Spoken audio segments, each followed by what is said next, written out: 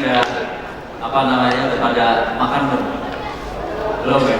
Nanti habis ini kita makan.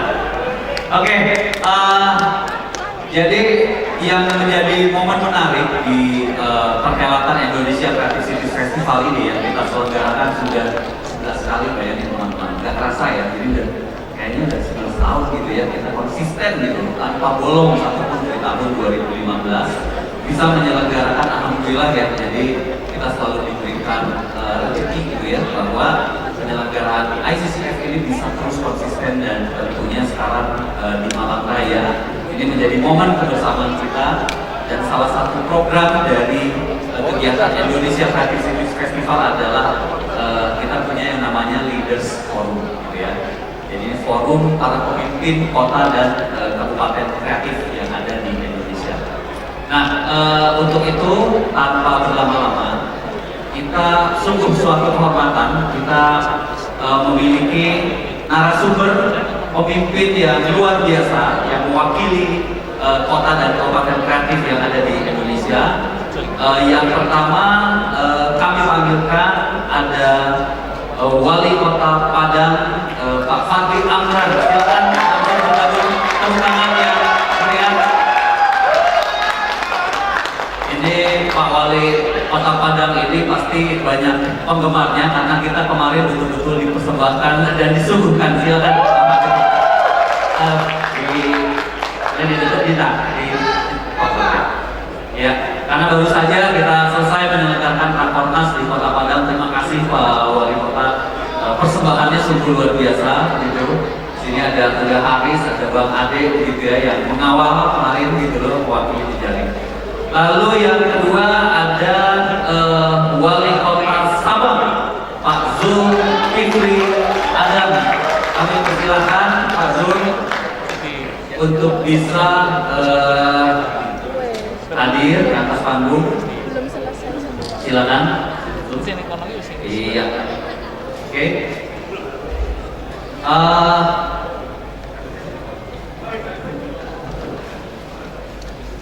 Ya, baik.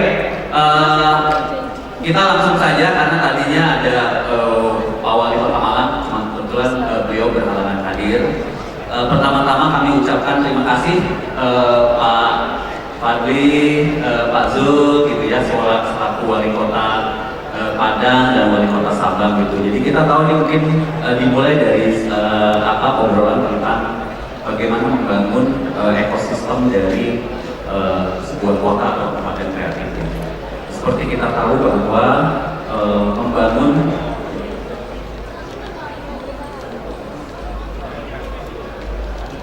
baik, maaf ini saya baru dapat informasi kami mengundang staf ahli dari Wakil Wali Kota Malang, Pak Selendra untuk hadir ke atas panggung. Silakan Pak Selendra. Silakan Pak Selendra. Iya.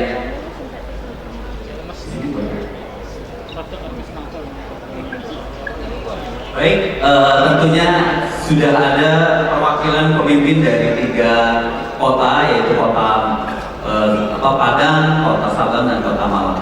Nah, tadi di awal pemantik ini mungkin diskusi ringan saja Pak Wali, bahwa sebenarnya berbicara tentang membangun ekosistem kota kreatif itu tentunya bagaimana yang menjadi challenge atau tantangan para pemimpin itu adalah pertama komitmen, gitu ya.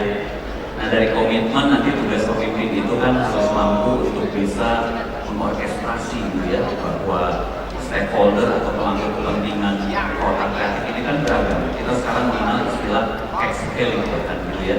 Ada akademisi, ada pemerintah, ada komunitas, ada media, ada pihak bisnis, dan yang terakhir itu adalah financial institution, lembaga. Nah, tentunya juga bagaimana para pemimpin ini juga harus mampu menjadi orkestrator untuk menggali keotentikan yang dimiliki oleh kota. Nah, ini saya akan mulai dari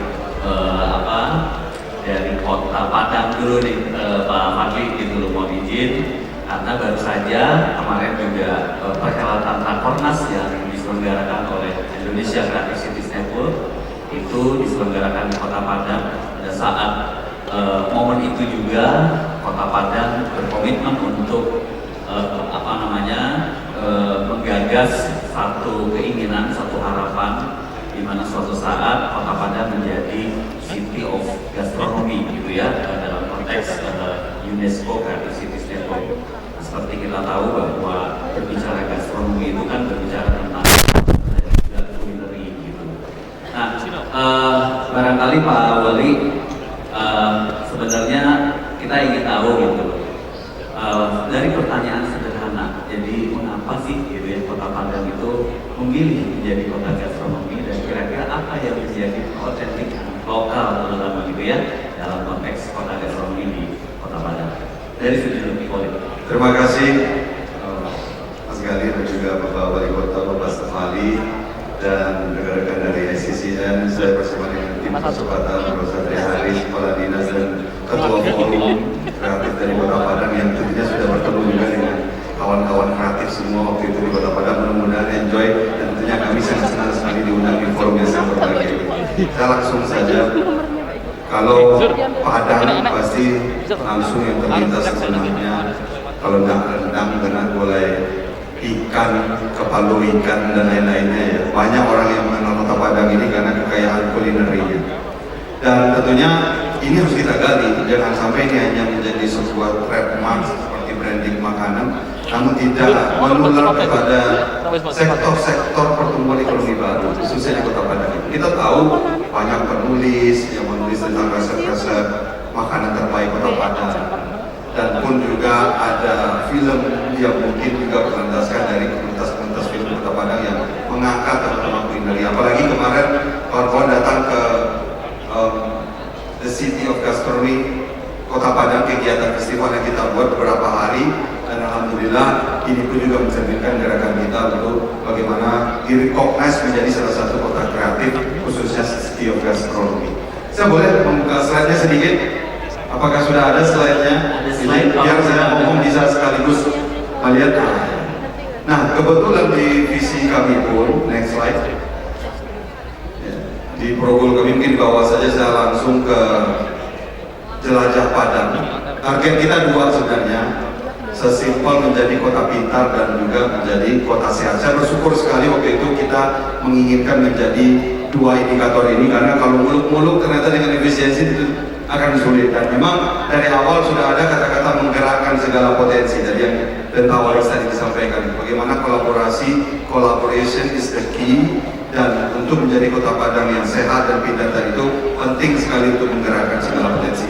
Kita ke next slide, ada jelajah Padang.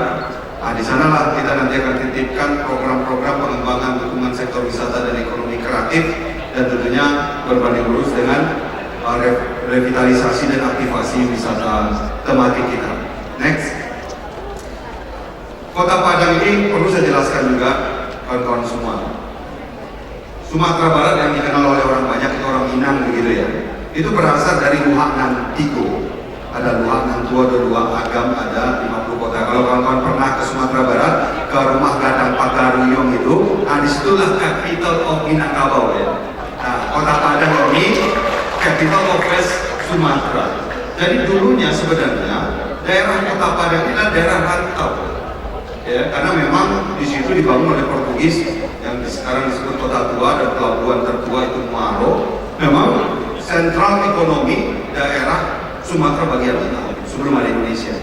Nah, sehingga Kota Padang ini dari dulu terkenal memang majemuk ya. Jadi kawan-kawan yang datang ke Kota Padang tidak hanya melihat bahwasanya oh di sana di mana orang Minang itu berasal, bukan. Tetapi daerah rantau orang Minang bertemu dengan orang etnis Tionghoa, dengan orang Nias, orang India, sampai-sampai ada lagu gaman.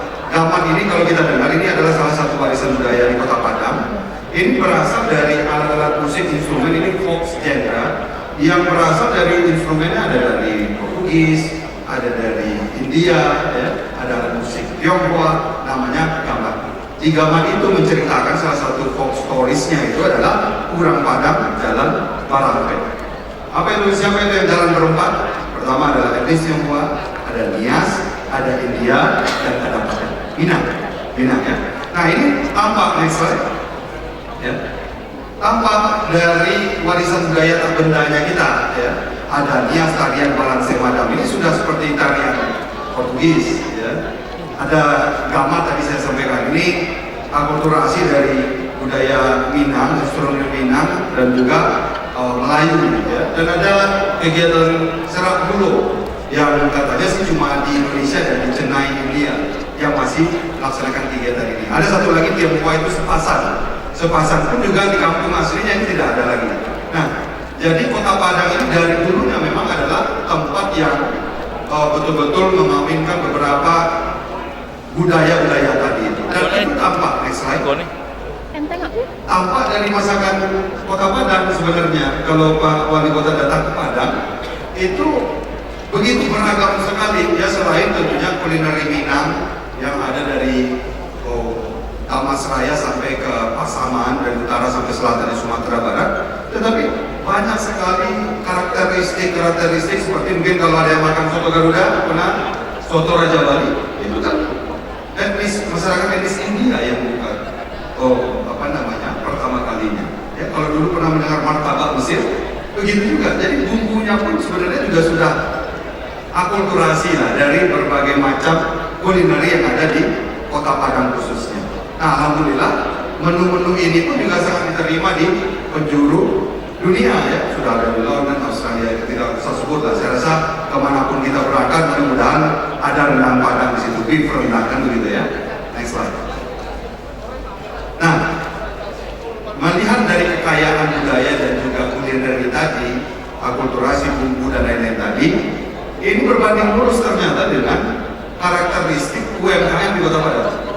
Di tahun 2025 itu mayoritas pengurusan izin, ya, itu di bidang kulineri, ya, baik bumbunya, baik industrinya, baik pariwisatanya, baik paket pariwisata tadi disampaikan, paket pariwisata gastronomi, ya, datang ke Kota Padang membuat makan, jadi udah siap-siap dulu bawa obat kolesterol ataupun juga gula darah begitu, ya. Nah, terlihat dari kekayaan pelaku-pelaku usahanya yang juga menjurus kepada kulineri, bukan tentang restorannya saja, tapi tentu seluruh derivatif dari sektor-sektor ekonomi kulineri itu sendiri. Next. Nah, di sini kita bisa melihat tadi sudah disampaikan banyak sekali restoran-restoran yang beragam dengan, kalau kita track sekali lagi, bumbu-bumbunya dan lain-lainnya itu juga berasal dari daerah mereka setempat ataupun juga budaya mereka setempat. Next. Nah, makanya City of Gastronomy sebenarnya adalah sebuah modal, ya. Apa yang kita punya, bagaimana kita mengembangkan. Makanya kita berharap dengan asistensi dari Bapak dan Ibu semua, kawan-kawan semua, ini kita bisa gali di Kota Padang menjadi salah satu City of Gastronomy yang recognized by UNESCO, kan begitu, ya. Nah, tentu ini berdampak. Saya yakin dengan rekognisi ini, sekali lagi tadi Kak Gali menyampaikan, ini bukan hanya tentang rekognisi, tapi bagaimana betul-betul komitmen dari pemerintahnya sehingga ini bisa berdampak ke 17 subsektor tadi itu, ya. Jangan hanya berbicara tentang rendangnya saja yang laku dibeli oleh pengunjung, tetapi segala bentuk ekonomi kreatif yang bisa ditimbulkan dari kekayaan ekonomi dan kekayaan budaya buku tadi itu dan juga kulineri tadi itu bisa berdampak bagi orang banyak. Next. Nah, inilah yang akan kita gerakkan. Sekali lagi tadi disampaikan komitmen, nah, tentu ada kajian dan itu next, ya, itu next year dan juga beberapa tahun ke depan. Tapi apa yang sudah kita lakukan? Nah, ini terakhir. Ini yang akan kali datang kemarin, ya. Next. Ya, ada Taste of Padang Experience. Jadi ini yang kita coba gerakkan, bagaimana setiap tahunnya pun juga ada festival yang bercerita tentang kekayaan budaya dan juga kekayaan kulineri yang dari Kota Padang. Tentu di bawah bukan hanya festival UMKM atau festival makanannya saja, tetapi segala bentuk yang bisa menceritakan kekayaan budaya, akulturasi budaya tadi itu, sehingga dibungkus menjadi suatu sajian yang mudah-mudahan bisa menjadi berskala internasional di tahun-tahun yang akan datang. Ada Fashion Week di situ, ada makan pajama, ada festival telong-telong, next slide. Ya, ada seladur sampan, ada talk contest, kita mengundang para chef-chef terkenal untuk berbagi bagaimana mereka bisa tembus pasar nasional ataupun internasional. Ada Exploria Next, ada Karnaval Kota Tua, ini melibatkan 4 etnis yang saya sampaikan tadi. Next. Next slide. Ini mungkin tidak perlu, cuma saya perlu notice ya. BPVP di Balai Vokasi. Balai Vokasi di Indonesia ini tahun depan akan ada yang naik kelas menjadi TPA 1 Balai Vokasi. Yang bersaing itu adalah Samarinda dan juga Padang. Kenapa ini perlu saya keluarkan? Saya bertemu dengan Menteri kemarin. Kalau Samarinda itu fokus kepada semua yang balai vokasi yang berkaitan dengan pertambangan. Nah, kalau Padang memang berkaitan dengan ekonomi kreatif. Saya tanya, kok ekonomi kreatif? Ya karena orang Padang itu memang banyak yang menggali, banyak yang berwirausaha, banyak yang berdagang. Nah, jadi sekali lagi ini saya tutup dengan ini, bahwasanya memang ini menjadi jati diri kami, apalagi orang awak banyak yang menjadi saudagar dan lain-lain. Mudah-mudahan dengan kekayaan budaya khususnya gastronomi ini bisa berdampak bagi masyarakat Kota Padang. Terima kasih. Iya, kasih tepuk tangan yang meriah buat Pak Wali, Pak Fatri, menarik ya. Jadi kalau tadi cerita ternyata kemarin kita pada saat Rakotas disudahkan dengan satu narasi taste of Padang experience gitu. Jadi bagaimana sebenarnya kita merasakan pengalaman unik langsung ya ketika kita datang, jadi unique experience itu kita dapatkan. Dan juga sebenarnya karena nggak ada hubungan yang paling kuat antara manusia itu selain bercerita. Makanya storytelling, konsep nenek moyang kita kan mengajarkan kita mendongeng dari dulu. Jadi kalau kita lihat, kita dengarkan Pak Wali ini jago mendongeng nih gitu ya, storytelling gitu. Jadi kita bisa mengimajinasikan apa yang kita rasakan gitu di Padang. Oke, nanti kita lanjutkan lagi. Sekarang giliran Pak Wali Kota Sabang, Pak Wali Pak Zul gitu. Jadi mungkin silakan kalau memang nanti ada presentasi, tapi kalau misalnya ini saya mungkin mulai dari sebenarnya kompas gitu ya yang akan dituju gitu ya, tujuan yang barangkali ada satu harapan yang dalam konteks Kota Sabang sebagai kota kreatif. Silakan Pak Wali. Ya. Assalamualaikum warahmatullahi wabarakatuh. Yang kami muliakan banyak Vicky sebagai ketua umum dan juga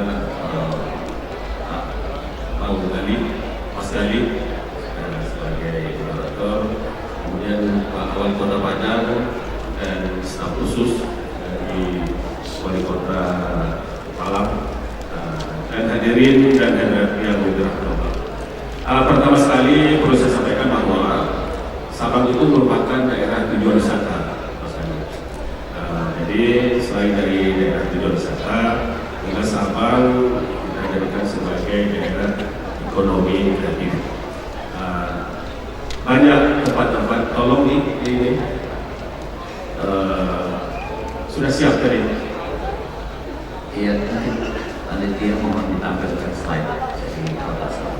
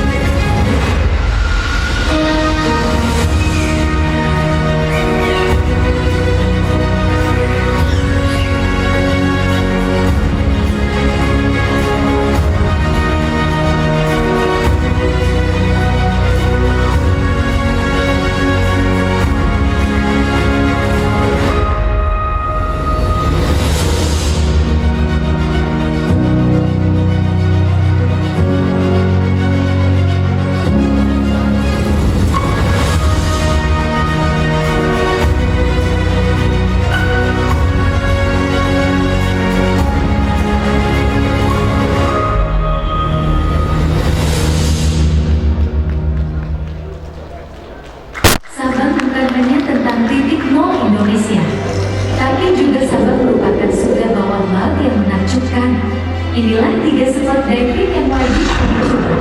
Bakti Tokong, salah satu spot paling populer di Sabang.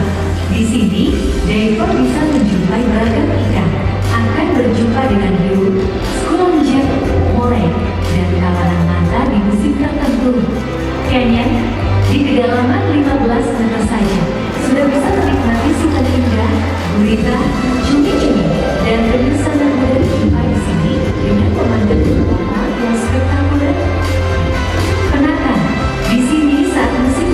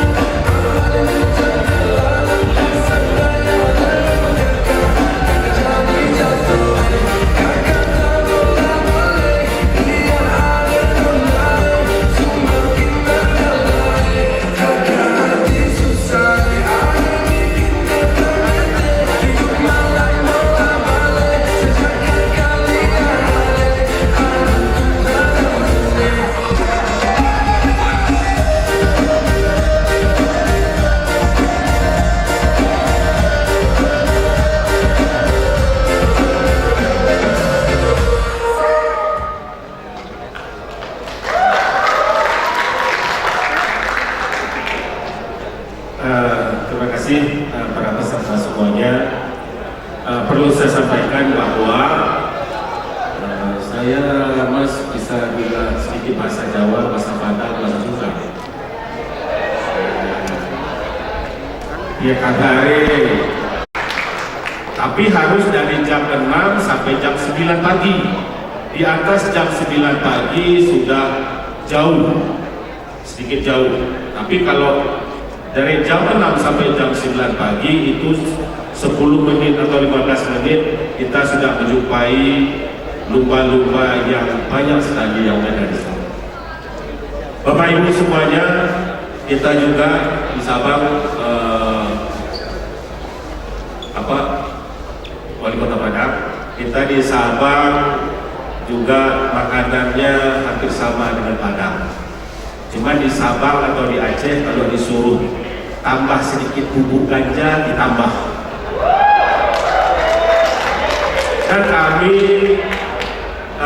saya sendiri sebagai Wali Kota Sabang, kami pernah mengusulkan kepada DPR RI dan kepada pemerintah pusat untuk dilegalkan ganja kami di Aceh. Tapi bukan untuk mabuk, untuk medis. Jangan dianggap untuk mabuk. Tapi untuk bumbu nggak apa-apa, boleh Pak Wali. Boleh kita untuk bumbu boleh, hanya sekedar sedikit untuk dibumbu di masakan Aceh yang ada di sana. Barangkali demikian. Terima kasih Mas. Lebih dan kurang saya ucapkan terima kasih. Baik, terima kasih Pak Zul, Wali Kota Sabang. Menarik ya, jadi tadi juga Pak Zul bilang bahwa Kota Sabang ini kota yang aman ya. Karena memang kan dalam konteks kota kreatif juga biasanya orang pengen datang itu kota yang aman gitu ya. Bagaimana kota kreatif juga dari isu kota yang tangguh, ada kota yang berkelanjutan dan lain sebagainya. Tentunya itu mungkin menjadi dasar ya Pak ya, ketika bahwa citra dari Kota Sabang ini aman kok begitu. Nah ini yang tadi sudah dijelaskan gitu ya oleh Pak Zul. Oke, kita langsung ke Kota Malang. Ini sudah hadir staf khusus Pak Salendra gitu. Terima kasih. Jadi ini cuma cerita ini aja Pak Zul. Jadi sesederhana aja pertanyaannya. Setelah Malang gitu ya mendapatkan dan masuk ke dalam jaring kota kreatif UNESCO di bidang media, mau apa? Gitu. Harapannya apa? Mungkin dari situ dulu. Silakan. Assalamualaikum warahmatullahi wabarakatuh. Selamat siang, selamat berada kita semua. Yang saya hormati Wali Kota Padang, yang saya hormati Wali Kota Sabang, yang saya hormati moderator. Hadir di sini juga pembina kami, Kang Vicky, serta ada Tita, ada teman-teman Malang Creative Fusion, ada teman-teman di jaring kota kreatif se-Indonesia. Alhamdulillah saya berkesempatan pada akhirnya tampil di SCCF ini. Karena di beberapa SCCF mulai dari awal tahun 2016 itu tidak apa-apa. Dan tahun-tahun berikutnya kita diundang juga, tapi saya nggak pernah tampil. Dari kali ini Pak Wali Kota dan mungkin Pak Wali Kota memberikan kesempatan pada saya untuk tampil. Tapi memang kesibukan beliau sehingga mewakilkan saya. Singkat cerita, kami merasa bahagia dengan dapatnya penghargaan dan kita masuk dalam jaring kota kreatif UNESCO. Ini tidak terlepas semua dari semua pihak dan dari pemimpin-pemimpin sebelumnya, periode sebelumnya, Wali Kota periode tahun 2013-2018, periode 18-2023, dan yang sekarang. Berarti kan kota kreatif tidak bisa dibangun dalam waktu 1-2 tahun. Kota kreatif dibangun waktu demi waktu. Dan menurut saya harusnya berkelanjutan seterusnya pembangunan. Nah, dengan didapatkan harga dari UNESCO ini, tentu tantangan dari pertama lebih besar lagi. Karena menyandang standar kota internasional, sehingga event-eventnya ada di Kota Malang seyogyanya, levelnya sudah internasional, seyogyanya. Itu mungkin dari saya. Ya, kasih tepuk tangan buat Kota Malang. Ini menarik ya, jadi mungkin ada yang belum tahu ya, tapi saya sering ngobrol dengan Sam Vicky misalnya gitu, bahwa MCC ini gitu ya, sebelum bangunan atau infrastruktur fisik ini ada, itu ada yang namanya investasi sosial berupa dialog, diskusi yang lebih dari 60 tahun bayangin. Itu kan berarti yang tadi Pak Salindra sampaikan ya, jadi tidak serta-merta langsung jadi begitu. Ada satu proses, bahkan kalau kita lihat kemarin diceritain juga di depan MCC ini ada relief, bagaimana di situ cerita tentang perjalanan gitu ya, Malang sehingga mau menjadi creative city di bidang media. Di situ ada perbedaan pendapat gitu ya, dialog, diskusi, tapi kemudian akhirnya berdamai begitu ya, dan akhirnya membuahkan hasil seperti ini.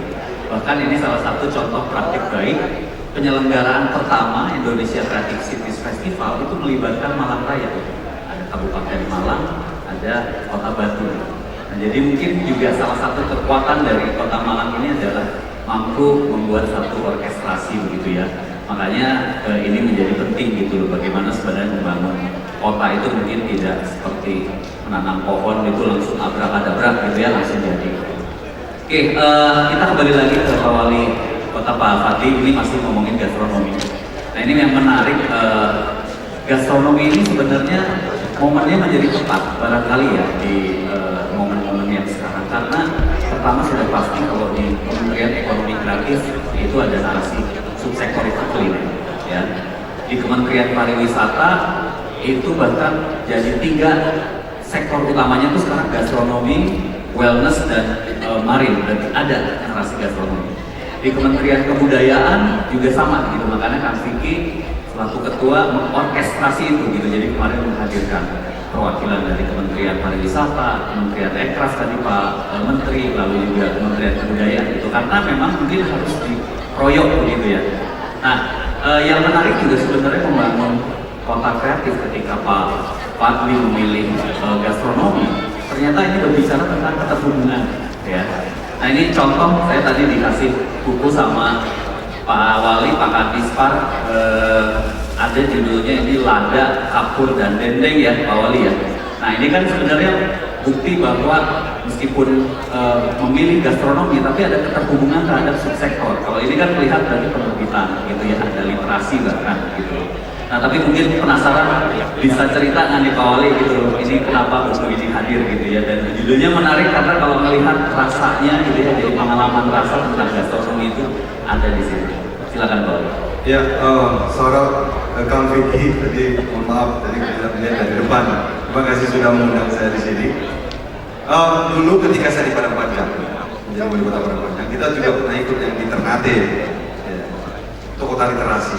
Tapi memang karena saingannya Jakarta, dan memang kita perlu banyak hal yang perlu disiapkan di kota kecil Kota Padang Panjang waktu itu. Ya. Saya masih ingat sekali karena memang targetnya kota literasi. Ya, kita mencoba mengumpulkan penerbit-penerbit yang ada di Kota Padang Panjang.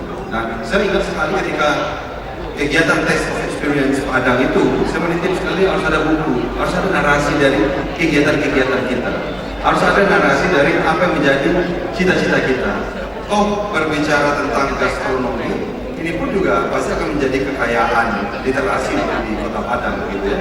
Banyak sekali chef-chef di Padang yang sudah mendunia, yang sudah melanglang buana. Kenapa tidak kita encourage mereka untuk menulis tabiat? Dan chef-chef terkenal dunia pun juga sudah ada datang ke Kota Padang, ke Sumatera Barat, gitu ya. Kenapa tidak mereka pun juga dikolapskan tulisan-tulisannya, sehingga ini menumbuhkan sektor ekonomi penerbitan. Dan tentunya dengan kekayaan gastronomi kita, ini yang kita targetkan. Bagaimana subsektor lain pun juga terdampak ke depan. Dan kami meyakini dengan diverse-nya kekayaan kuliner yang ada di Kota Padang, ada juga sekarang kita mempunyai sentra rendang, ya. Kita juga mempunyai industri makanan dan lain-lainnya. Saya yakin ini pasti juga bisa mendrive sektor-sektor ekonomi kreatif lainnya. Oke, menarik. Jadi tadi memang bahwa komitmen dari Pak Wali ya tentunya juga diwujudkan bahwa jadi kalau analoginya tuh kalau gastronomi dipilih jadi ada lokomotifnya ya, tapi sektor yang lain menjadi gerbong gitu ya Pak Wali ya, sehingga toh relnya itu tetap sama gitu ya kalau kita menggunakan analogi kereta api. Nah ini Pak Zul, Pak Wali Kota kita kembali ke Kota Sabang. Pak Zul, ini sebenarnya kan tadi Pak Zul cerita bahwa ini banyak sekali ya potensi yang dimiliki oleh Kota Sabang begitu. Tadi juga mungkin kalau berbicara tentang kehidupan yang laut gitu ya, marin gitu ya, entah itu di bawah permukaan, di atas permukaan, lalu juga ekonomi kreatif pariwisata. Tapi pengen tahu sebenarnya Pak Wali, sebenarnya kalau selama Pak Wali memimpin, kira-kira melihatnya itu tantangannya sebenarnya apa sih Pak Wali? Tantangan untuk mengembangkan Kota Sabang menjadi kota kreatif gitu. Nah lalu nanti sekaligus jelaskan aja mungkin Pak Wali punya ide solusinya seperti apa gitu untuk menjawab tantangan ini. Silakan Pak Wali. Terima kasih Mas. Kita tantangan tentang Sabang. Kita sebenarnya saya sudah 2 kali menjadi wali kota. Saya tetap fokus ke bidang pariwisata. Sabang tantangan kita adalah kurangnya promosi. Sementara Sabang jika kita promosi lebih bagus, Sabang itu akan menjadi sebuah kota yang maju. Karena Sabang berbatasan dengan 6 negara. Kemudian satu lagi yang pernah saya sampaikan bahwa kepada pemerintah pusat kita tentang regulasi. Banyak kapal-kapal yang ingin singgah di Sabang masih tertahan dengan regulasi yang ada di pemerintah pusat. Jadi oleh karenanya saya selalu mendorong kepada pemerintah pusat dan kepada pemerintah provinsi supaya Sabang itu diberikan kebebasan. Karena Sabang pada masa penjajahan Belanda dulu merupakan pelabuhan tersibuk di dunia, di Asia. Inggris menguasai Singapura, Belanda menguasai Sabang. Artinya Sabang itu merupakan sebuah pelabuhan yang sangat maju masa tempo dulu. Tapi sekarang dengan beberapa regulasi yang diikat oleh pemerintah pusat, sehingga Sabang agak sedikit terkekang. Jadi oleh karenanya kami selalu mendorong pemerintah pusat untuk diberikan kebebasan kepada kami, bukan merdeka, tetapi yang kami minta adalah kebebasan kepada pemerintah Kota Sabang. Kemudian yang kedua, berbicara tentang pariwisata, saya kebetulan masa 2012 sampai 2017 kita pengunjung wisata di Sabang itu hampir mencapai 1 juta. Sementara penduduk yang ada di Sabang sekarang 42.000. Artinya jika pengunjung wisata ke Sabang itu mencapai 1 juta dalam per tahun, 1 juta saja orang membelanjakan uang di Sabang, nanti uang itu akan beredar di Sabang selain daripada APBD 1 triliun. Artinya perkembangan ekonomi bagi masyarakat Kota Sabang itu akan lebih baik. Kemudian perlu juga saya sampaikan bahwa kenapa saya tadi berbicara masalah ganja. Ganja di Aceh itu sangat subur sekali. Namun sekarang orang berbicara ganja seakan-akan mabuk, bukan. Tetapi sekarang ganja dimanfaatkan untuk medis. Dan akar ganja, perlu saya sampaikan bahwa rebusan air akar ganja itu bisa mengobati penyakit diabetes. Jadi sangat bermanfaat apabila pemerintah pusat juga melegalkan kami Aceh untuk menanam ganja di seluruh Aceh. Kemudian Mas, kami juga karena merupakan daerah laut, salah satu kendala kami ada saat-saat tertentu kami ada gelombang. Nah, namun tidak lama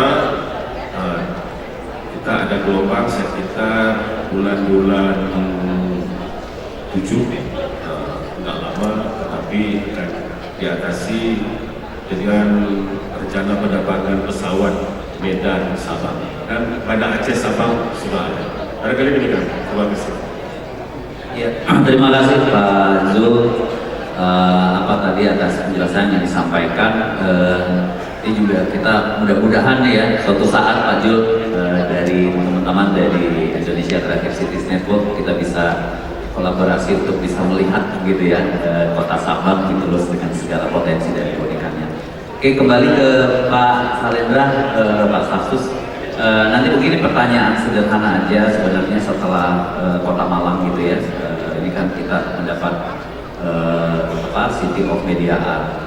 Kalau berbicara tentang dampak kan tentunya ada istilah saya tuh pundi, bumi dan insani gitu. Jadi pundi itu dampak ekonominya, insani itu dampak sosialnya dan bumi itu dampak lingkungan gitu. Nah ini harapannya sebenarnya kalau memang Bapak melihatnya gitu ya dengan Kota Malang dengan segala keunikannya gitu ya, kira-kira sebenarnya harapannya dampak apa yang nanti diharapkan ke depan gitu Pak?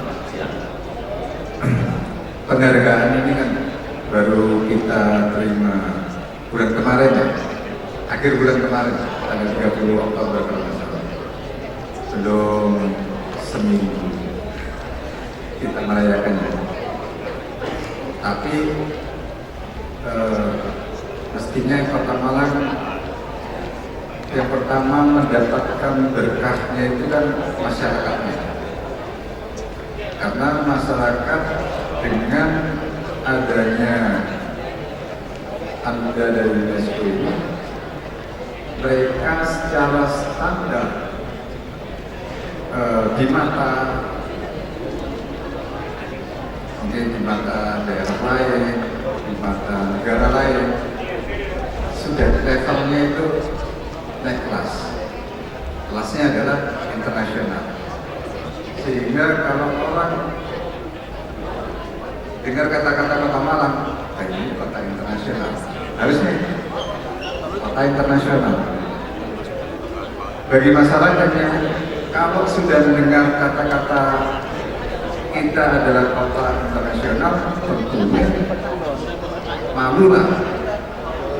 Kalau standarnya seperti sekarang ini, sebelumnya harusnya kan naik level juga secara SDM-nya Kota Malang, berusaha untuk naik level juga.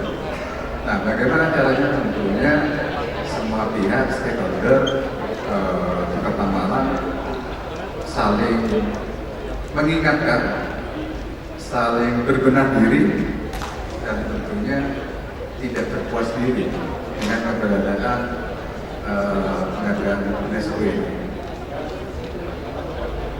Bagi kami secara ekonomi, tentunya berharap dengan penghargaan UNESCO ini menjadi tujuan, tidak hanya tujuan destinasi pendidikan, wisata, mungkin juga kuliner, tapi juga destinasi kalau belajar media arts, Kota Malang. Kalau belajar kreativitas, ekonomi kreatif di Kota Malang. Dengan banyaknya objek destinasi yang didukung oleh kreativitas, tentunya ekonomi di Kota Malang semakin tumbuh. Harusnya seperti itu. Dampak ke pemerintahan juga sangat-sangat signifikan.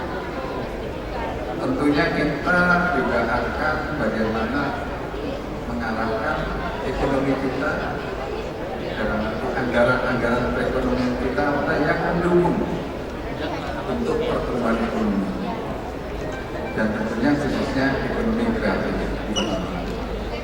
Ini itu dari.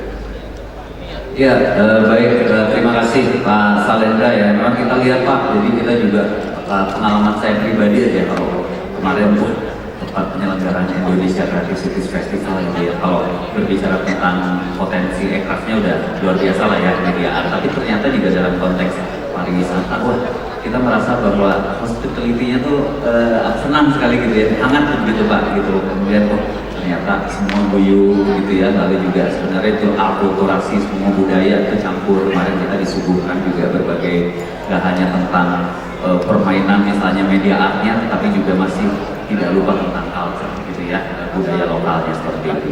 Oke, ini mungkin sesi terakhir saja pertanyaannya, nanti buat ketiga pembicara, Pak Fadli dulu, Pak Wali. Jadi mungkin ini sebenarnya pengen harapannya apa sih gitu, apa yang bisa nanti dikolaborasikan, karena pada intinya Indonesia Creative Cities Network ICCN siap gitu loh untuk bisa berkolaborasi, bersinergi gitu ya, gotong royong gitu loh untuk bisa mewujudkan mimpi-mimpi ataupun cita-cita dari Kota Padang yang tentunya juga akan menjadi kebanggaan kita sebagai bagian dari Nusantara ini.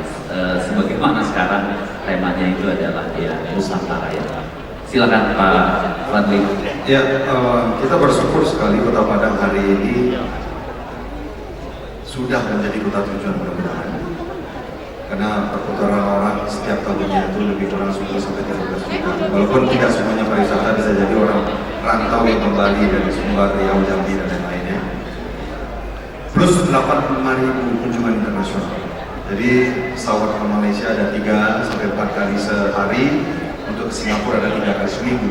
Banyak turis-turis mancanegara yang transit untuk sebelum pergi ke Mentawai, Sofing. Nah, sehingga tentu wahana, kegiatan dan juga kekayaan event Kota Padang ini pun juga harus tampak sebagai kota tujuan itu sendiri. Makanya kami menitik beratkan harus ada guidelines yang kita tuju, harus ada arah yang kita tuju. Mereka datang ke Kota Padang walaupun transit ke Mentawai, tetapi ngapain sih di Kota Padang? Dan saya rasa dari presentasi yang saya sampaikan tadi, kenapa harus cari jauh-jauh? Kenapa tidak menjadi kota gastronomi dengan segala turunannya? Nah, tentunya pemikiran ini yang kami pun juga perlu masukan dari rekan-rekan dari Indonesia Creative City Network. Bagaimana kita bisa melahirkan ide-ide gagasan dan juga masukan-masukan untuk kami, khususnya menjadikan Kota Padang sebagai kota tujuan dan tentunya kota internasional. Kota internasional apa ya? Kota internasional of gastronomi. Gitu. Kasih tepuk tangan yang meriah. Mudah-mudahan Kota Padang jadi selain tentunya sekarang sudah punya daya pikat gitu ya. Nah, ke depan mempunyai daya ikat gitu ya melalui gastronomi itu. Silakan Pak Zul. Terima kasih Mas. Harapan kami karena Sabang merupakan daerah tujuan wisata, harapan yang terpenting bagi kami, sudi kiranya bagi ICCN maupun ICCF, sudi kiranya membuat sebuah kegiatan bersama. Kami akan mendukung. Ya. Terima kasih. Terima kasih. Ya, ini langsung konkret ya gitu loh, karena memang kita belum pernah nih Sabang menjadi tuan rumah ya. Mudah-mudahan gitu ya ada kesempatan gitu ya dan juga menjadi perhatian. Silakan Pak Selendra closing statement saja. Kata-kata kunci dari suatu kemajuan ekonomi kreatif menurut saya adalah berkolaborasi untuk Indonesia Raya. Dan itu sudah diimplementasikan dalam penyelenggaraan KCCF saat ini. Ada 3 daerah, Kota Batu, Kota Malang, Kabupaten Malang yang berkolaborasi untuk melakukan event ini bersamaan. Yang biasanya kolaborasi itu antar perangkat daerah, antar dinas, antar komunitas, tetapi ini 3 daerah bersama-sama melakukan event. Dan ini menurut saya luar biasa dan bisa menjadi contoh perspektif yang baik untuk kemajuan ekonomi kreatif. Iya, terima kasih. Beri tepuk tangan yang meriah kepada narasumber yang luar biasa, Pak Fadli, Wali Kota Padang, Pak Zul, Wali Kota Sabang, Pak Selendra, status dari Wali Kota Malang. Jadi kita berharap semoga makin banyak gitu ya praktik-praktik baik yang memang bisa diwartakan di ruang ICCF ini gitu, sehingga kita juga bisa saling berbagi, kita bisa saling bercerita, dan juga tentunya kita berharap bahwa apa yang dilakukan, semangat untuk membangun ekosistem kota dan kabupaten kreatif ini bisa terus berkelanjutan ke depan. Sekali lagi terima kasih Pak Fadli, Pak Zul, Pak Salendra. Sampai bertemu di ruang dan waktu selanjutnya. Saya kembalikan ke host. Terima kasih Bapak Gali Sedayu, dan tepuk tangan untuk ketiga narasumber kita yang luar biasa. Berkenan untuk tetap berada di atas panggung. Bapak, berkenan untuk tetap di atas panggung.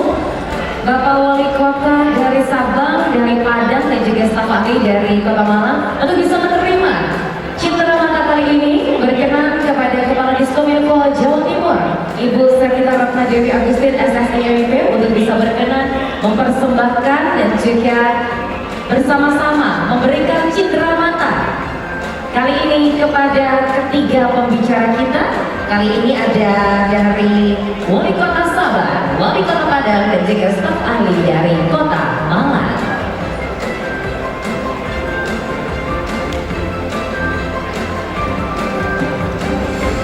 Boleh kita berikan tepuk tangan yang hangat dan meriah untuk kebersamaan dan kolaborasi hebat ini untuk Indonesia. Terima kasih untuk paparan ilmu dan juga insight-nya, Bapak-bapak. Sangat bermanfaat sekali bagi kami mengembangkan industri kreatif dan juga kota kreatif di Indonesia. Dan selanjutnya kami mohon izin untuk berkenan menuju ke panggung kepada Ketua Umum ICCN yang kami hormati Bapak Vicky Satari, berkenan ke panggung karena ada oleh-oleh Bapak. Baik, dari Wali Kota Padang Bapak Fadli Amran untuk berkenan tetap berada di atas panggung karena sudah mempersiapkan kenang-kenangan begitu ya kepada ICCN. Kang Vicky, ada oleh-oleh ceritanya dari Bapak Wali Kota Padang. Alhamdulillah. Asik. Apakah ini adalah rangkang lama bana berarti ya? Mohon diterima. Wah. Alhamdulillah. Coklat ternyata. Rasa rendang. Wow. Kami jadi penasaran juga Pak, rasanya gimana ya? Coklat yang inovatif ya Boy ya. Betul Ica. Terima kasih. Semoga jalan silaturahmi yang senantiasa lebih terjalin dengan baik. Dan hadirin, kami mohon izin untuk sesaat lagi menyampaikan informasi penting. Jadi nanti mohon kehadirannya kembali pukul 13.00. 13. Baik hadirin, kami menunjukkan terima kasih banyak untuk kehadiran Anda di sesi yang sangat luar biasa ini. Betul sekali. Jadi kami informasikan tentunya untuk Bapak Ibu semuanya nanti kembali ke ruang informasikan kepada perguruan tinggi. Jadi kami banyak bekerja sama dengan perguruan tinggi. Salah satunya produknya adalah tadi yang menerima penghargaan dari ITS, dari UNER, dari mana ya satu lagi itu Banyuwangi kalau nggak salah ya. Nah itu kami mengundang atau melombakan teman-teman kelompok mahasiswa dari seluruh Jawa Timur. Dikasih ilmunya gitu ya, kalau bikin proposal itu seperti apa dan lain sebagainya. Nah kemudian dalam kurun waktu tertentu mereka diundang, dikasih waktu untuk menggunakan semua data yang ada di open data kami di satu data Jatim kami. Nih pakai data yang ada di sini, terus bikin proposal, kita lombakan, juaranya kalian. Dari hulu ke hilir banget ya. Oke. Karena ada yang mengingatkan, Bu, kalau satu datanya cuma kayak gini, Ibu nggak promosi ke perguruan tinggi, maka satu datanya Ibu akan stuck di sini aja. Nggak jadi apa-apa. Jadi harus perguruan tinggi. Next, boleh? Nah ini beberapa kegiatan yang kami lakukan, termasuk salah satunya dengan KEK Singasari itu ada Cyber Defense Academy. Waktu itu teman-teman KEK Singasari Pak David menghadirkan ini Pak ya dari India ya. Katanya Silicon Valley-nya itu kalau di USA kan ya, kalau di Asia itu Bangalore gitu ya Pak ya. Nah kalau di Jawa Timur ya di KEK Singasari.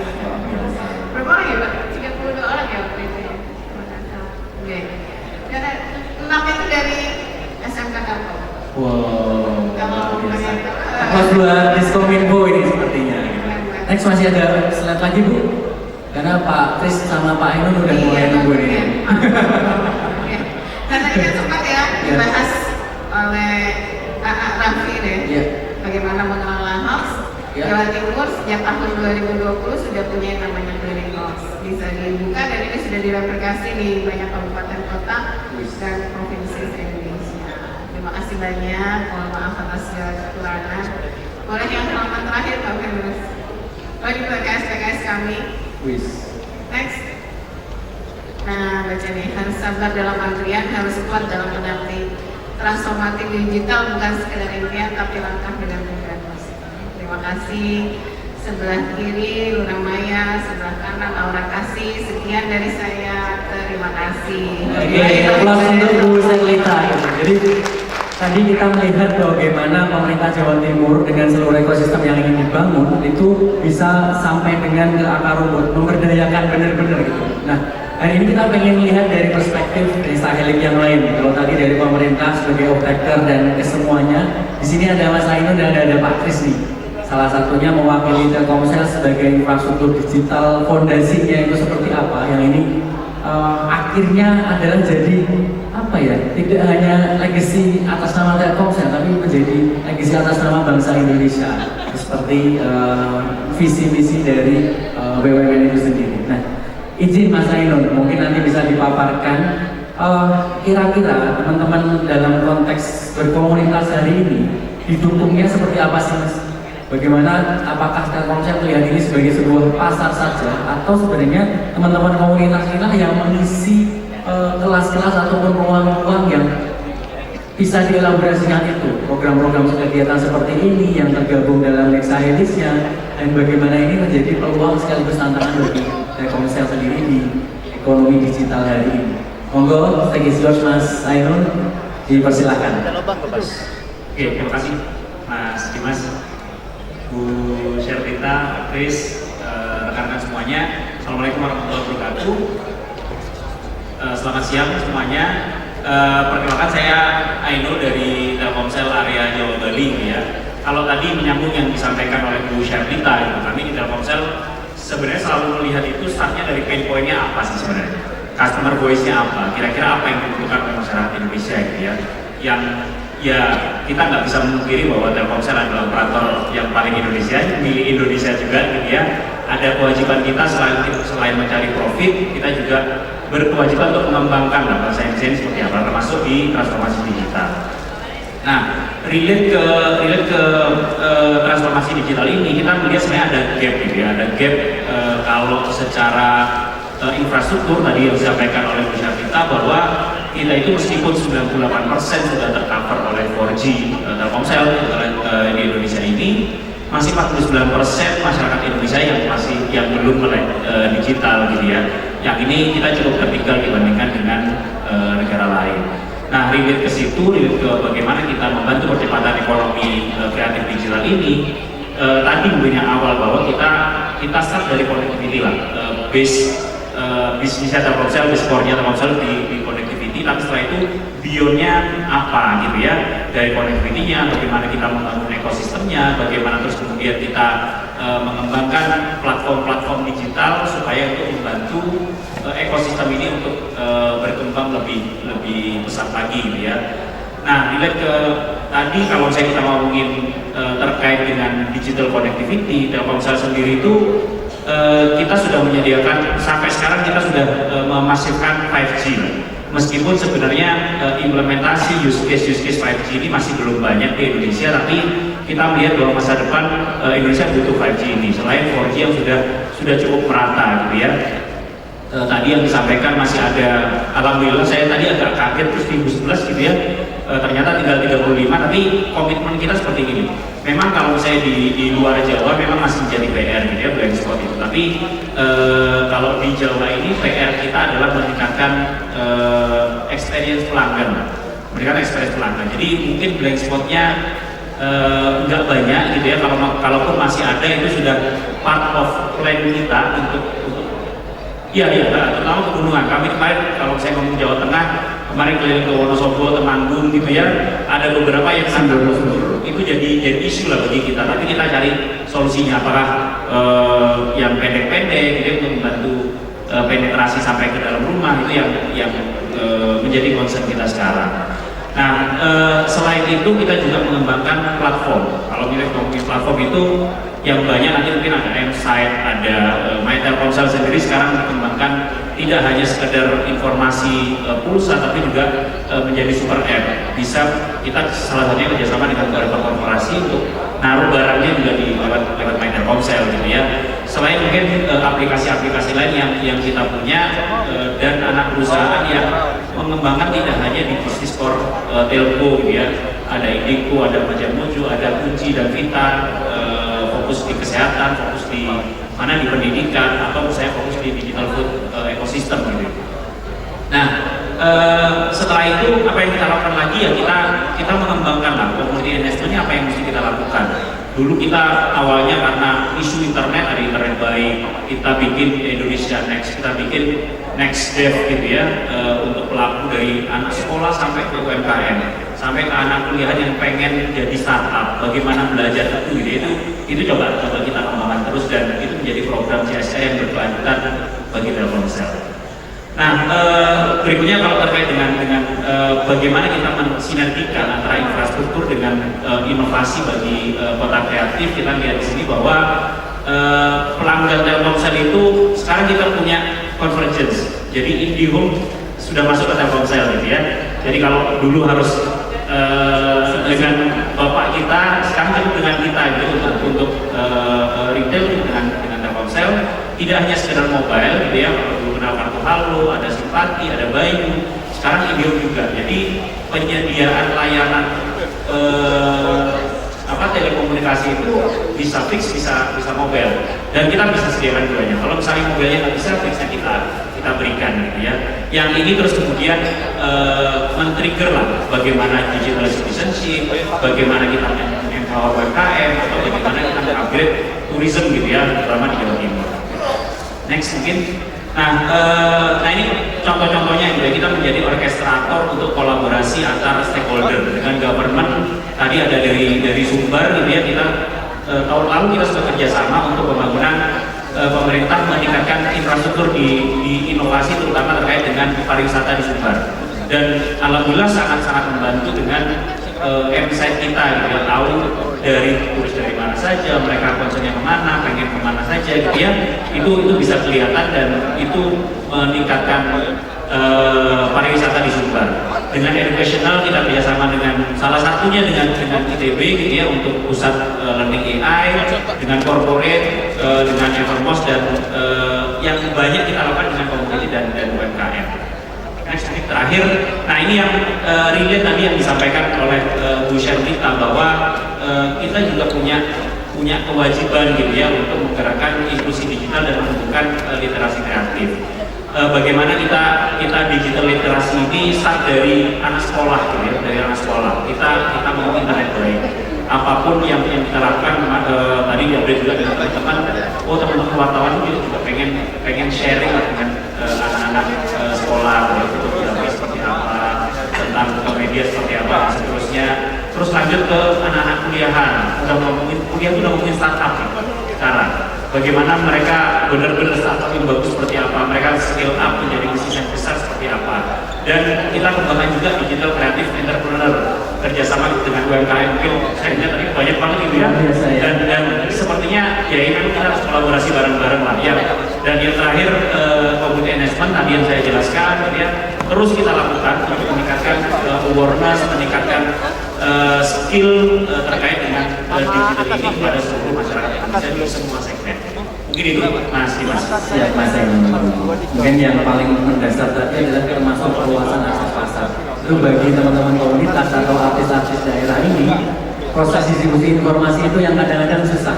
Nah nanti di sedikit setelah Pak Kris nanti menyampaikan gitu Pak, bagaimana kawasan ekonomi khusus disebut kawasan ekonomi khusus karena memang tentu saja ada yang saya identik di dalamnya, dan ICC yang patut berbangga hati Mas, karena kita ini diberikan hibah seluas lahan 5.000 meter. Nah, kita pengen lihat sih dari perspektif kawasan ekonomi khusus Singasari ini, Pak Kris, bagaimana ini menjadi sekaligus ruang yang bisa diorkestrasi bersama. Nah, niatnya apa sih Pak ke arah sana? Karena kami melihat kawasan ekonomi khusus, apakah harus dijadikan kawasan ekonomi khusus, ekonomi kreatif? Gue itu luar biasa lagi. Apakah kita hanya menjadi subsektor kecil yang ya wis lah dikasih aja gitu? Tapi saya lihat ini sebuah optimisme karena Pak David sendiri menyampaikan bahwa mimpinya adalah bagaimana Silicon Valley-nya yang ada di Amerika, terus di Bangalore, India itu sekarang bermuara di Malang Raya dengan adanya kawasan ekonomi khusus. Apakah seperti itu Pak Kris? Mungkin bisa dijelaskan dengan beberapa kesempatan karena waktunya rada terbatas, mungkin 6-5 menit aja. Sedikit Pak. Terima kasih Bu Gadis, Pak Ainun. Assalamualaikum warahmatullahi wabarakatuh. Waalaikumsalam. Salam sejahtera, selamat siang buat kita semua. Kami kawasan ekonomi khusus Singasari yang berada di Kabupaten Malang. Dan saat ini kami di antara teman-teman semua rekan-rekan yang di sini di pelaku di kreatif. Nah, saat ini izinkan saya menyampaikan beberapa slide. Sudah, ini yang satu. Next. Aja nanti itu cowok-cowok soalnya. Next. Yang satu ini malah. Monggo punya. Nah, kawasan ekonomi khusus Singasari itu ditetapkan berdasarkan peraturan pemerintah atau PP nomor 68 tahun 2019, di mana kami ditetapkan untuk mengembangkan 4 sektor utama. Jadi yang pertama ini tourism atau pariwisata, kemudian yang kedua adalah riset, ekonomi digital, dan pengembangan teknologi. Ketiga, education atau pendidikan, dan yang keempat ini ekonomi kreatif atau industri kreatif. Nah, 4 hal ini yang diamanatkan oleh pemerintah dan negara pada kami untuk kami kembangkan di kawasan ekonomi khusus Singasari. Next. Kami berada di kawasan seluas 120,3 hektar di Kecamatan Singasari, Kabupaten Malang.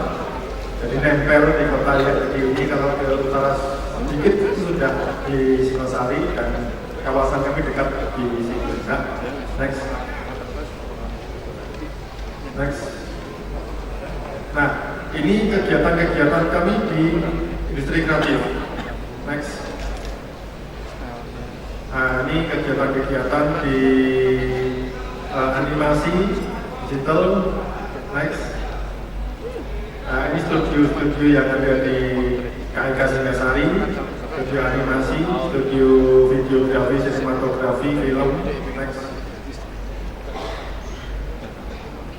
Nah, ini kegiatan-kegiatan jadi pada saat kunjungan dari Pak Wagub, dari Pak Menteri, dari Bu Gubernur. Next. Nah, kemudian kami juga sering untuk berjejaring dengan luar negeri. Jadi kami salah satu yang kami kerjakan yaitu memfasilitasi untuk berjejaring dengan luar negeri. Next. Nah, ini kegiatan di videografi, film, sinematografi di salah satu studio namanya Golden Garage. Ini film-film yang diajarkan dari KIK Singasari dan di sini tokohnya Mas Vicky Arif. Next. Ini kegiatan-kegiatan di kegiatan content village dengan jejaring yang dari berbagai negara dari Australia Barat. Next. Nah, ini kegiatan pada saat kemarin kunjungan dari Pak Menteri Ekraf ke tempat kami tanggal 29 April, sekaligus juga membuka kegiatan Cyber Defense Academy dan juga berkunjung ke studio-studio yang ada di KIK Singasari. Next. Nah, ini Cyber Defense Academy yang tadi disinggung oleh Bu Kadis. Jadi di saat pembukaan oleh Pak Menteri Ekraf bersama Ibu Gubernur, bersama stakeholder, bersama Ibu Kadis juga pada saat itu pada saat launchingnya tanggal 29 April pada saat itu, kemudian semua mentornya dari India dan saat ini sedang disusun untuk batch yang berikutnya untuk yang lebih disesuaikan dengan kegiatan-kegiatan di Indonesia. Saya ingin menyampaikan kegiatan-kegiatan di KIK Singasari itu dalam bingkai satu kreatif industri. Nah, apa sih fungsinya atau apa yang menjadi peranan dari KIK Singasari? Kalau tadi dari Bu Kadis dari stakeholder di pemerintahan, kemudian Pak Ainun dari infrastrukturnya untuk digitalnya. Nah, kami lebih bagaimana kami bisa mengembangkan untuk value chain industrinya. Nah, kita di MCC ini itu sebagai tempat inkubasi kebanyakan. Sebagian besar kegiatan-kegiatan inkubasi atau katakanlah MCC ini sebagai wadah inkubator. Nah, kemudian untuk kegiatan-kegiatan seperti sekarang ini ICF ini itu kan mengorkestrasi, orkestratornya ICF. Nah, fungsi kami itu agak berbeda karena kami dari sisi industrinya ini, maka kami memfasilitasi, kami mengakselerasi, dan kami mengeskalasi. Nah, 3 hal ini yang kami ambil peranan di sisi value chain industrinya. Di sisi MCC ini menginkubasi, kemudian dari seperti ACCN ini yang mengorkestrasinya, dan kami bagaimana ini dikembangkan dalam satu sistem industrinya. Nah, kami memfasilitasi misalnya teman-teman pada yang di kawasan ekonomi khusus Singasari ini memerlukan pembiayaan. Nah, kami memfasilitasi dengan perbankan.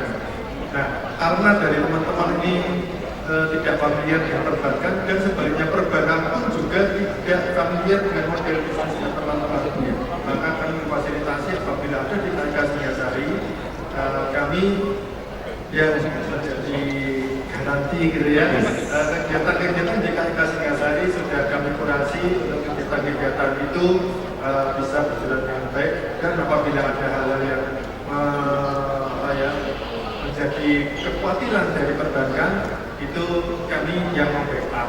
Nah, itu salah satu fasilitasi di pembiayaan. Kemudian bagaimana kami bisa mengeskalasi.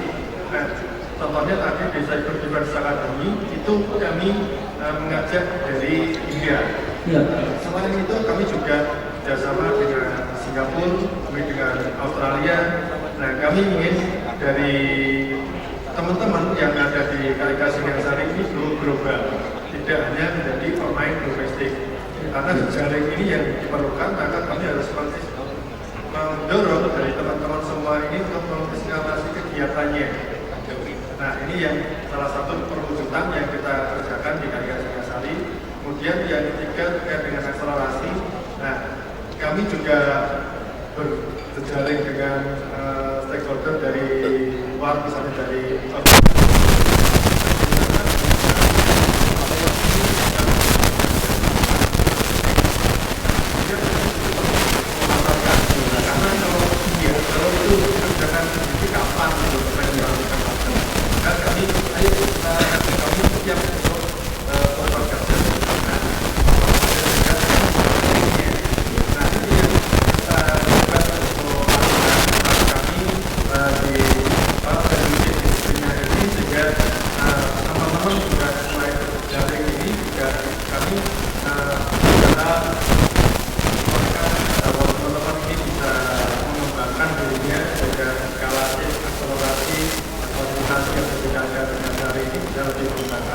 dan satu hal lain lagi kami juga melihat kami benchmark dengan negara-negara yang maju di industri sawitnya itu adalah ekosistem.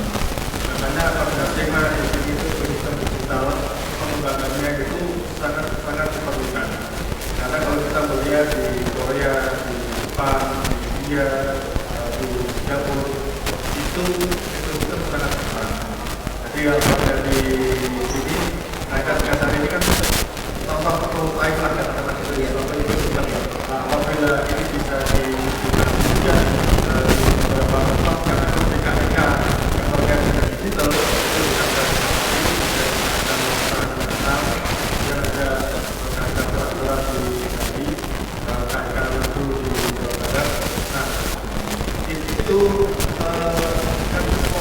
kecil gitu ya. Kalau ini menjadi satu negara dikembangkan sebagai tempat kekuasaan ini yang akan membangun satu sistem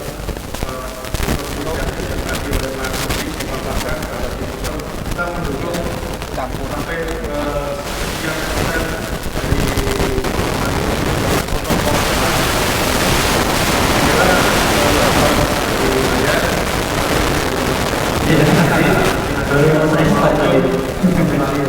Waalaikumsalam warahmatullahi wabarakatuh. Oke, terus buat dalam pembicara pada sore hari ini. Tapi ini mungkin sekaligus closing statement, tapi sekaligus juga menjadi harapan kami yang di akar rumput, Bapak Ibu.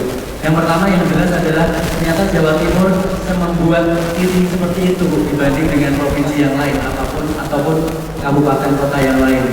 Dinasnya sudah luar biasa rangkul, swastanya dengan kolaborasi yang luar biasa. Kalau tadi disebut di Jawa Timur itu ada hanya titik 35 titik blind spot, kalau di Jawa Tengah itu ada lebih dari 120-an. Jadi 3 kali lipat. Artinya apakah Telkomsel hanya ngopeni Jawa Timur? Itu pertanyaannya gitu. Tapi izin sekalian di closing statement, pertanyaannya satu, tapi untuk masing-masing bisa menjawab. Bagaimana ini bisa direplikasi di daerah lain, Bapak Ibu? Bagaimana apa yang dikerjakan Telkomsel, apa yang dikerjakan kawasan ekonomi khusus, dan dari dinas bisa menginfluence kabupaten kota lain ataupun provinsi kota lain. Kita dihadiri 254 jejaring. Ini bisa jadi diinformasikan Ibu dan ditelan kita, nggak usah mentah-mentah Bu, kita telan dan kita informasikan ke setiap kepala dinas. Nah, inilah yang coba mungkin masing-masing dengan perspektif Telkomsel, kawasan ekonomi khusus dan Kasih sendiri, gimana sih Bu ini bisa direplikasi dan kita bisa bersama-sama dengan efisien itu untuk mengamplify ini sebagai praktik baik. Dipersilakan Bu. Terima kasih. Satu yang paling kami ingat ya dari yang disampaikan Gubernur kepada kami semua adalah no life jihad. Nggak boleh ada yang tertinggal di setiap peningkatan yang dilakukan oleh pemerintah provinsi Jawa Timur. Makanya kami sangat merangkul teman-teman kabupaten kota dan Jawa Timur. Tapi kan kemudian Jawa Timur ini punya Indonesia, ya. Nah, akhirnya dalam perjalanannya kemudian Dinas Kominfo sangat membuka diri dengan siapapun untuk melakukan kolaborasi, kerjasama, sinergitas dan lain sebagainya. Dari awal kami sangat yakin bahwa untuk urusan teknologi informasi itu nggak ada yang paling pintar. Jadi pasti yang lainnya ada yang lebih baik, pokoknya harus belajar terus. Nah, bagaimana kemudian itu direplikasi itu salah satu bentuk bagian dari pembelajaran. Karenanya pada kesempatan yang sangat baik ini sekali lagi kami menyampaikan bahwa kami sangat terbuka untuk kemudian kita bisa sama-sama belajar. Saya punya satu video karena saya ketemu Pak saya lupa Pak di Telkomsel. Kami sangat dibantu kemarin. Minta tolong Mbak Meres bisa digedein ya. Yang paling kiri. Jadi ceritanya Pak, waktu Gubernur itu ke Puncak itu daerah di Banyuwangi, tempatnya nelayan-nelayan. Di sana itu boleh dibantu ya videonya biar lebih gampang. Nggak isok video. Jadi katanya itu Selat Bali itu terbagi dua kalau di Banyuwangi sinyalnya. Itu Pak, yang arah Bali. Jadi kami kalau Jawa Timur yang di sisi Banyuwangi, khususnya yang di daerah Teluk Biru arah ke bawah itu Banyuwangi, kalau kita lihat petanya itu nggak ada sinyal sama sekali Pak. Terus mendapatkan informasi dari nelayan bukan kami nggak apa, tapi sering terjadi kecelakaan di perairan itu nggak bisa segera ditangani karena nggak bisa segera telepon, nggak ada sinyal. Terus kami merapat ke UNI ya, waktu itu masih UNI ya, Universitas. Terus kami dibantu ke Telkomsel, dicek ternyata di Banyuwangi itu ada pegunungan Pak, di mana itu TN apa sih namanya, jadi sepanjang itu tingginya kurang lebih tingginya kurang lebih sekitar 100 meter, sehingga BTS terakhir punya siapapun, punya Telkomsel, punya Indosat, punya siapa itu nggak bisa kecuali kita membangun baru. Nah, membangun baru karena di Taman Nasional gitu ya, terkait kehutanan kesulitan membangun sendiri. Akhirnya Pak, ternyata alhamdulillah, terima kasih sekali lagi, dari Bali itu dilakukan penguatan. Alhamdulillah sampai sekarang menurut saya kami dari Gubernur, nah ini nelayannya nih Pak Rezak namanya, Pak Rezak. Dia kurang lebih sekitar seminggu setelah dilakukan penguatan kejadian kecelakaan. Dan alhamdulillah bisa segera ditolong, tidak ada korban ringan. Biasanya Pak, lama Pak, karena nggak bisa segera ditolong, nggak ada apa namanya komunikasi yang baik. Nah, pengalaman ini menurut saya sesuatu yang baik dan jeleknya cukup Jawa Timur saja yang mengalami. Yang lain harus yang praktik baiknya. Lebih baik, lebih baik ini itu, dan insya kami sangat terbuka dan tentu kami menjalin PKS dengan badan provinsi dan Oke, jadi provinsi percontohan ya Bu ya. Perwakilan Jawa Timur, Ibu Serlita dan Diskominfo. Selanjutnya Mas Ainun dari perspektif ekosistemnya, dari narasinya, silakan Mas. Ya, mungkin menjawab Bu Serlita tadi gitu ya, bahwa kami itu senang kalau misalnya kami diberikan masukan gitu ya. Jadi kadang ada beberapa yang tidak masuk ke radar kami gitu ya. Mungkin masuk tapi kita lihatnya secara fisik nggak masuk gitu ya. Tapi melihat secara tadi lah, kalau kita ngomongin Indonesia ya cuma harus pemerataan. Jadi case kayak yang di Banyuwangi tadi itulah kenapa saya itu tentang Telkomsel, karena memberikan manfaat bagi banyak orang. Itu yang selalu dibawa. Mas Ainun dan Telkomsel dulu ini. Ya, itu benar-benar. Jadi bulan ini saya 20 tahun di Telkomsel. Wow. Dan saya lihat dengan kemanfaatan yang diberikan, dengan keberkahan yang diberikan, kenapa Telkomsel itu harus selalu ada buat Indonesia ya. Case yang tadi, kalau tadi disampaikan sama Mas Dimas, waktu Jawa Timur aja jangan enggak gitu ya. Saya masih ingat Mas, saya datang ke Kebumen waktu itu. Datang ke Kebumen, case-nya mirip dengan yang disampaikan besar kita. Bahwa awalnya kita melihat voice of customer-nya adalah pelanggan itu kalau datang ke pantai itu, saya lupa nama pantainya, itu kalau sama itu stasiunnya.